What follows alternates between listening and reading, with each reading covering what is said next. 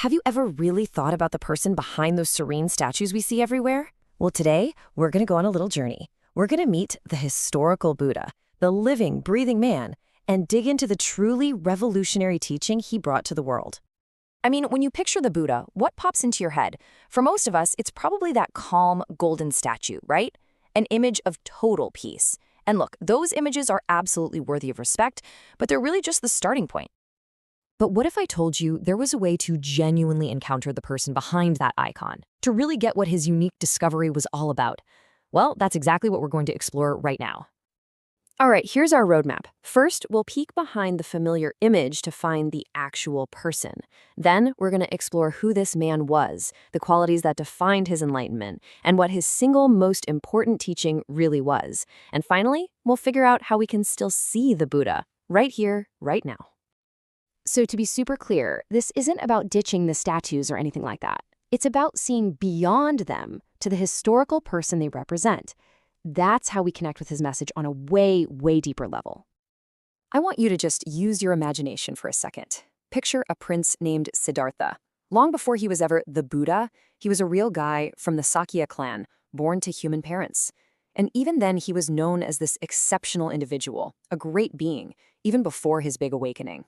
So the big question is, what did he look like? Well, believe it or not, based on ancient texts, we can actually piece together a pretty vivid picture. The scriptures talk about something called the 32 major marks of a great person. Now, these aren't just flowery descriptions of some handsome guy. They were seen as specific physical traits, like a golden complexion and a torso as powerful as a lion's, that were believed to be the result of a huge amount of good deeds from past lives. They literally marked him from birth as someone destined for greatness. The level of detail here is just incredible, isn't it? Things like that little bump on his head or the curl between his eyebrows, these were seen as unique signs of a highly developed being.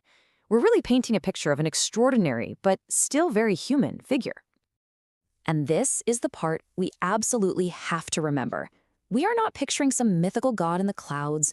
We're picturing a man who walked this earth, an exceptional person for sure, but one who set out on a profound search for truth, just like any of us could. But as impressive as his physical presence was, it was the transformation that happened on the inside that truly defined him. When he became the Buddha, the awakened one, his natural greatness was just magnified. So just imagine that golden-hued person now lit up from within by these incredible qualities.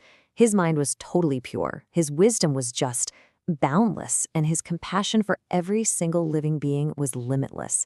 It was this inner light that truly made him the Buddha. Okay, so we've got this picture of an extraordinary man, but what was his message? What was that one unique teaching that had been totally lost to the world? Something that could only be found when a Buddha appears. This right here is the key distinction. The Buddha knew about other spiritual paths that could lead to really powerful states of concentration, even psychic abilities. But his unique discovery, the teaching that had been forgotten, was vipassana, the direct path of insight that leads to the end of all suffering. So what is this special teaching anyway? Vipassana is the absolute heart of the Buddha's message, and it's not some philosophy you're just supposed to believe in. It's a practice, something you have to experience for yourself. Vipassana literally just means to see things as they really are. It's a method of self-observation. That's it. By looking directly at your own mind and body, you start to get their true nature, that everything is always changing, that nothing out there can give you lasting happiness, and that there is no permanent, solid self or me inside. And he laid out this perfectly clear path. It all starts with simple, direct observation of yourself.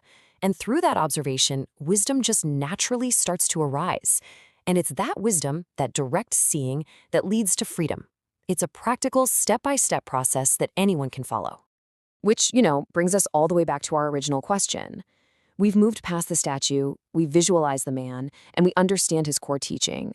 So how can we, 2,600 years later, truly meet the Buddha? Well, the Buddha himself gave us the answer. He said, "He who sees the Dhamma sees me."